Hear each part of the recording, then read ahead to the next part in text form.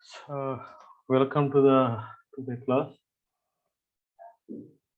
In this class, we are going to solve one problem on a buck boost converter. In a previous class, we solved the one problem on a boost buck converter as well as a boost converter. This is the third problem. So this is the circuit diagram for the buck boost converter. In a buck boost converter, the output voltage will be greater than or less than the input voltage depending upon the duty cycle of this switch. Okay. Buck boost converter has input voltage of 18 volts. The duty ratio here alpha is given, that is 0.4. Switching frequency F is given 25 kilohertz. Inductance is given 200 microhenries. Capacitance is given 250 microfarads.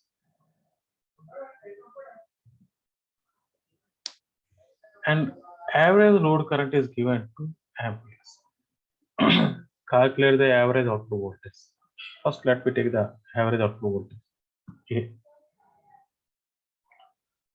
In case of buck boost converter, we know the relation because here we know the input voltage as well as the output voltage is not given, that we have to find out, but the duty cycle is given. So in case of buck boost converter, V naught equal to V into alpha by 1 minus alpha. V is 18 volts, duty cycle is 0.4. So 1 minus 0.4, we are getting the 0.6 in the denominator. If we find the output voltage, we are getting the 12 volts. A bit is completed. Next, peak to peak ripple voltage, ripple value of inductor current and capacitor voltage. Already we derived the expression for the ripple current in a ripple inductor current in a buck boost converter. That formula we are taking directly. Delta IL equal to alpha into V divided by F into L. Alpha is given 0.4. V also given 18 volts. Frequency also given 25 kilohertz. Inductance value is given 200 microfarad, that we converted into farads. If we solve this one,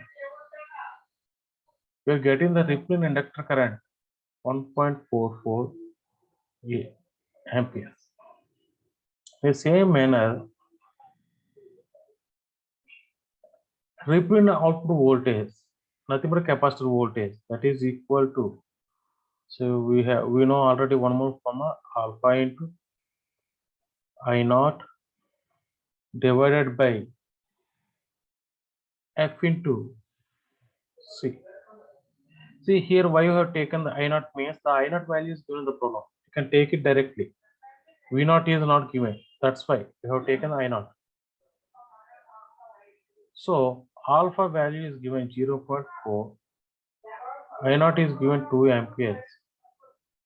Switching frequency is given 25 in kilohertz.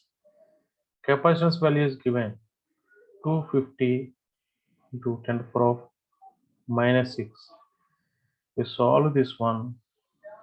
The critical voltage we are getting as a ripple in a capacitor voltage or the output voltage we are getting as a 0.128 volts. BVT is over. Next, average source current and peak source current. If you draw the source current waveform, see, when switch is on, here I am drawing only source current waveform. This is on state, on time. This is total time period, nothing but this duration is nothing but off. When switch is on, the inductor is subjected to the input voltage, diode is reverse bias. So inductor current will be changing from I1 to I2. When switch is off, the inductor current is 0. So to find the source current, average source current, this is one way of calculating the average source current. That is from this graph. So you can take the average value for the I1 and I2. If you know the I1 and I2, you can take the average value. So this area, this is nothing but average to the I1 I2. This area divided the total time period, that gives the average source current. But here the problem is that minimum I1 I2 don't know. So we should go for the another approach, that is input power equal to the output power. So here I am writing Vs into, sorry, here we have taken the V, input voltage, V into Is equal to V0 into I0. We have taken this condition, input power equal to output power, only when the losses in a circuit is 0. Ideal case. So this V0 we can write it as in buck boost converter, alpha into V by 1 minus alpha into I0 Vs into Is. Sorry, V into Is. V into Is. So this V gets cancelled. Is equal to I0 into alpha by 1 minus alpha. This is the expression for the average source current, because we know the load current and alpha value also know. Suppose if you know the I1 and I2, then you can go for this approach. But we don't know the I1 and I2 values, minimum value of inductor current and maximum value of inductor. So we are going for this known quantities. We are representing the average source current. So that is the C bit. Average source current Is equal to I0 into alpha by 1 minus alpha. This is equal to I0 value is given 2 amperes.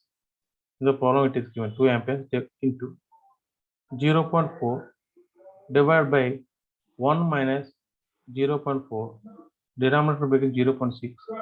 This source current value becomes a 1.33 ampere. Okay. Next, average source current. Next, peak source current. Peak source current is nothing but a, see here, from this waveform,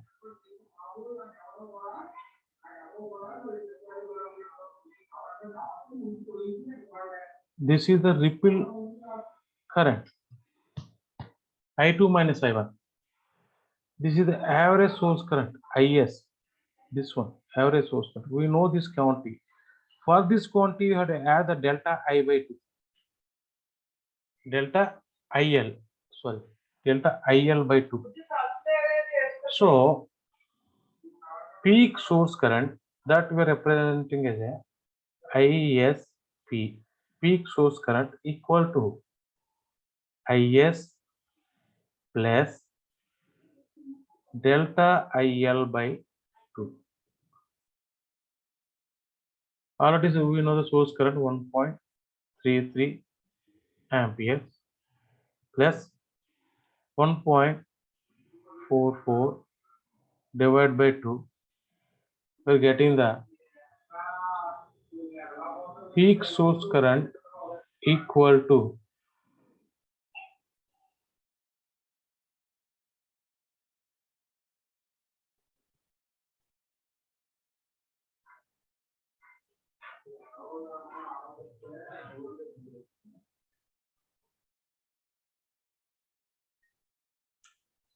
keep this formula will be modified that you keep aside. So from this graph, now we come to this graph. Already we calculated the average value of the source current. From this graph, we can find out the average source current. Here I am writing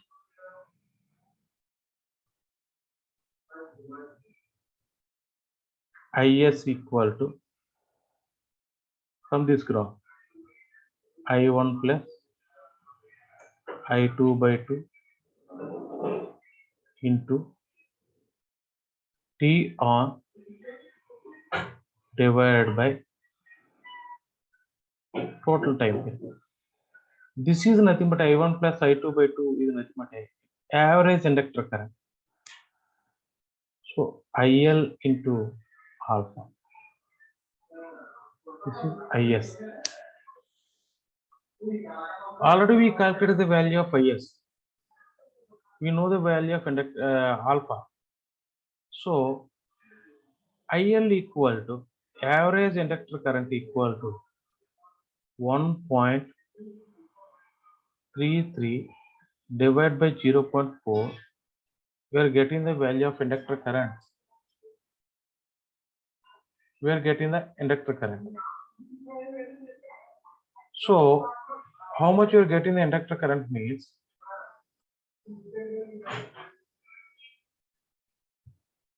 4.0525 amperes.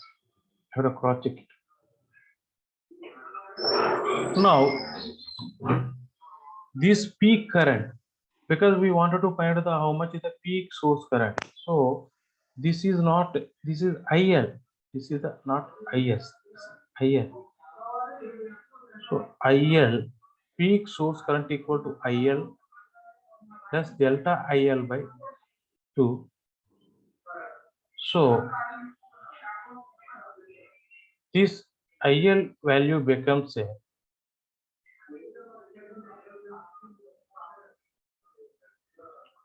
4.0525. If we find this value, we are getting the, just you do it this, you are getting the value around some value you are getting, maybe this equal to 4.0525 ampere. Maybe this is wrong.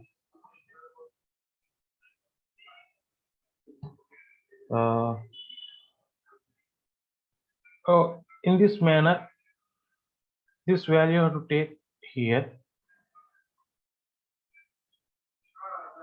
You have to take that value here. This quantity, whatever quantity you are getting here, that you take here. Maybe this is also wrong. So whatever the quantity you are getting, that value you have to take here plus 1.44 divided by 2. So this gives the peak source current.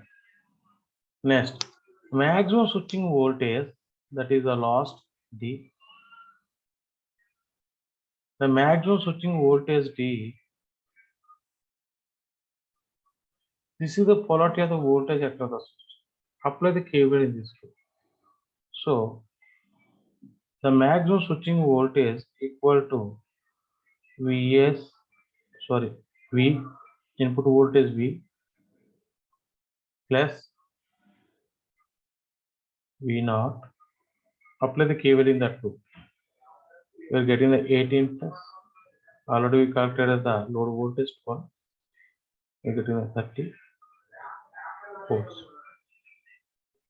So in this manner, you have to calculate the what are the parameters asked in the question. Here the point is that when you're going to calculate this peak source current, this value is nothing but this value is nothing but average IL, not IS. Right? This is not IS, this is IL.